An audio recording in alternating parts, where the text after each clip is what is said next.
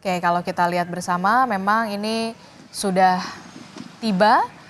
Oke, baik. Mobil dari Mahfud MD yang membawa Mahfud MD ini sudah tiba di kantor DPP PDI Perjuangan di kawasan Menteng, Jakarta Pusat. 1 menit menjelang pengumuman bakal calon wakil presiden pendamping Ganjar Pranowo di Pilpres 2024. Kita akan tunggu sebentar lagi berarti ya, pukul 10 pagi ini Ketua Umum PDI Perjuangan Megawati Soekarno Putri akan segera mengumumkan bakal calon wakil presiden pendamping Ganjar Pranowo di Pilpres 2024. Oke, Bang Rey, kita lanjutkan lagi ya berarti ya sebentar lagi, tapi kita akan lihat dulu bagaimana visual terkini di kantor DPP PDI Perjuangan di Menteng, Jakarta Pusat. Kalau kita lihat sudah tadi Ketua Umum Partai Politik Koalisi Pendukung dan juga pengusung Ganjar Pranowo ini semuanya sudah tiba. Dari P3 sudah ada Mardiono, kemudian juga ada Usman Sabtaudang dari Partai Hanura, kemudian juga ada Haritanu dari Perindo, dan juga pastinya Ketua Umum PDI Perjuangan Megawati Soekarno Putri memang sudah tiba sedari pagi di kantor DPP PDI Perjuangan. Tampak pula juga ada tim pemenangan nasional dari Ganjar Pranowo, ada ketuanya, ada Arsyad Rashid, kemudian juga ada Andika Perkasa, dan juga ada Tuan Guru Bajang. Oke, kita masih menunggu sebentar lagi detik-detik pengumuman bakal calon wakil presiden pendamping Ganjar Pranowo di Pilpres 2024. Kalau tadi kita sudah melihat mobil yang membawa Mahfud MD ini sudah tiba di kantor DPP PDI Perjuangan di pintu belakang. Oke, kita saksikan bersama, ini dia visualnya di mana mobil yang membawa Mahfud MD ini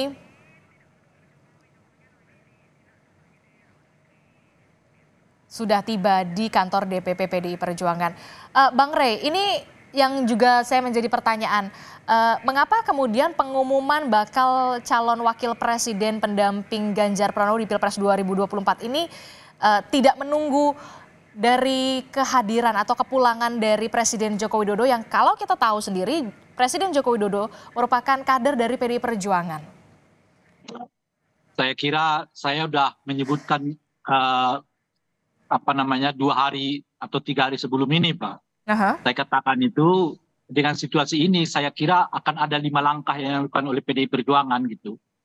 Ya, setelah ketidakjelasan sikap Pak Jokowi apakah mau bersama dengan PDI atau sebaliknya gitu ya. 5 langkah itu pertama adalah kemungkinan besar menonaktifkan Gibran sebagai anggota PDI Perjuangan gitu ya. Yang kedua adalah mempasifkan, istilah saya itu, mempasifkan keanggotaan Pak Jokowi. Pasif dan nonaktif itu 2 hal yang berbeda. Kalau nonaktif itu artinya memang dikeluarkan. Kalau pasif itu tetap jadi anggota PDI, tetapi besar kemungkinan tidak akan dilibatkan lagi dalam aktivitas-aktivitas besar PDI Perjuangan gitu. Dan itulah yang kita lihat pada hari ini kan. Jadi sikap PDI yang mempasifkan keanggotaan Pak Jokowi itu dimulai dari hari ini, yaitu di mana ada pengumuman calon wakil presidennya bagi Ganjar Pranowo gitu. Nah, langkah yang ketiga kemungkinan besar akan membangun blok politik baru ya, yang berseberangan justru dengan Pak Jokowi gitu. Setidaknya yang terkumpul sekarang ini kan ada PDI, P3, dan di luar masih ada Nasdem, ada PKB, dan juga mungkin PKS. Hitung-hitungannya bisa 314 kursi di DPR. Cukup besar itu. Cukup besar kemungkinan koalisi yang dibangun oleh PDI Perjuangan. Nah, saat yang bersamaan ada upaya yang cukup kuat ya, khususnya dari Ganjar Pranowo untuk mulai tidak terlalu diasosiasikan dengan Pak Jokowi gitu.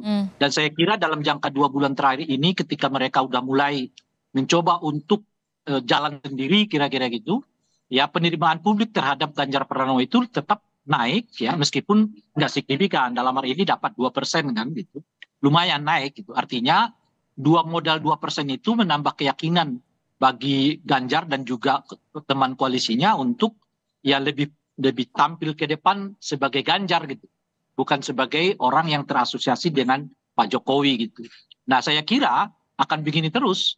Dan dengan sendirinya Pak Jokowi, ya saya tidak tahu seperti apa sikap politik Pak Jokowi di masa yang akan datang. Tetapi saya kembali seperti yang saya sebutkan itu tadi, ada nuansa di PDI Perjuangan itu untuk mempasifkan keanggotaan Pak Jokowi. Artinya besar kemungkinan nggak dilibatkan lagi di dalam apa namanya itu aktivitas-aktivitas besar PDI Perjuangan, termasuk di dalamnya soal pengumuman calon wakil presiden ini. Gitu. Oke, jadi Anda melihatnya bahwa memang Ganjar Pranowo ini akan dipisahkan dari bayang-bayang Presiden Joko Widodo, begitu? Ya, ya itu yang saya kira udah mereka latih selama 2 bulan ini kan, di mana Ganjar jalan terus, sementara Pak Prabowo kelihatan sibuk, Pak Jokowi kelihatan sibuk dengan hal lain ya, agenda lain ataupun apa namanya itu sikap lain gitu. Nah, kenyataannya ya mereka lumayan apa namanya, bukan adalah peningkatan meskipun nggak terlalu signifikan. Yang 2% itu, dan itu menurut saya menambah keyakinan bahwa kalaupun kemudian apa namanya itu Ganjar Pranowo ya tidak selalu diikuti dengan bayang-bayang Pak Jokowi, penerimaan publik ternyata tidak terlalu apa namanya itu ya negatif, bahkan sebaliknya masih tetap mendapat respon positif dari masyarakat gitu. Oke, ini juga yang kemudian menjadi tanda tanya juga saya gitu ya. Pertanyaan juga adalah kemudian kehadiran dari bakal capres PDI Perjuangan ini Ganjar Pranowo.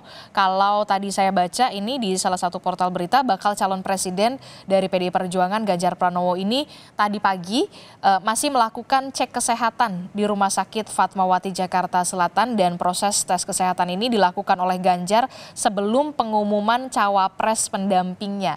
Berarti memang betul-betul sudah disiapkan berarti ya, sebelum akhirnya bisa dikatakan besok baca pres Ganjar Pranowo dan juga pendampingnya, bacawa pres ini akan mendaftarkan diri sebagai capres dan juga cawapres ke KPU bersamaan, ya, begitu ya? Itu artinya kalau sudah diumumkan nanti, ya apa namanya Pak Mahfud sebagai calon wakil presiden, saya kira aktivitas pertamanya adalah segera ngecek kesehatannya itu. Oke, berarti bisa habis setelah ini pengumuman begitu ya, setelahnya bakal calon wakil presidennya Ganjar ini bisa saja langsung ke Rumah Sakit Fatmawati ya untuk tes kesehatan. Tes kesehatan. Oke, kita tentunya masih menantikan. Tapi begini ya, iya, gimana Bang Rey? Ini sih soal politik ideal ya, high politik lah ya. Nah, saya mau mengatakan setelah beliau dipilih sebagai calon wakil presidennya Pak Ganjar, dan besok apa namanya itu didaftarkan ke KPU, dan kemungkinan saya kira penting untuk diingatkan kepada Pak Mahfud agar memilih jalan berhenti atau mengundurkan diri sebagai Menko Polhukam untuk sepenuhnya konsentrasi kepada pencalonannya, khususnya nanti setelah ditetapkan oleh KPU lolos atau tidaknya pasangan ini gitu ya, secara administratif gitu ya. Nah, itu langkah yang menurut saya harus dan semestinya diambil oleh Pak Mahfud. Ya, beliau jangan juga menambah deretan peristiwa yang memperlemah etik berdemokrasi di Indonesia yang begitu marah akhir-akhir ini terjadi gitu. Oleh karena itu saya menyarankan kepada Pak Mahfud, baiknya kalau nanti kalau sudah didaftarkan sudah bagus. Sejak saat itu beliau mengatakan mundur gitu. Tapi kalau itu dianggap sulit, setidaknya nanti setelah dinyatakan lolos oleh KPU administrasi mereka, karena 2 hari atau 3 hari setelah itu mereka udah dijadwalkan untuk kampanye kemana-mana gitu. Udah ada jadwal kampanye itu yang ditetapkan oleh KPU, dan itu nggak akan pernah berhenti selama 75 hari jadwal kampanye di masa yang akan datang sampai seterusnya.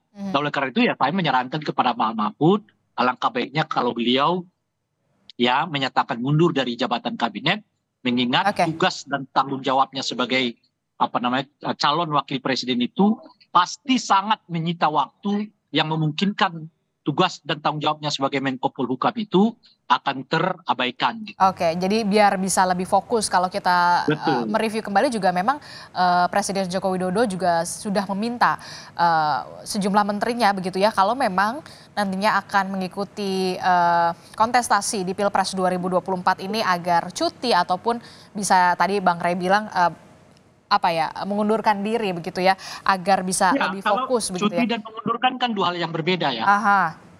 Kalau cuti itu kan artinya masih berada di dalam jabatan itu. Ya, tapi kemudian mungkin digantikan oleh orang ya, dan itu tentu saja nggak efektif. Karena kalau kemudian ya sekarang aja sudah ada satu PLT gubernur menteri kan gitu. Ya. Dan kalau ada 2-3 menteri seperti itu ya jelas nggak akan efektif terhadap pemerintahan Pak Jokowi. Saya kira makanya saya menyarankan bukan cuti tapi langsung mengundurkan diri sebagai Menko Polhukam karena jelas beliau akan kesedot waktunya untuk kampanye bukan untuk mengurusi tugas dan tanggung jawabnya sebagai menteri gitu. Oke, ya kita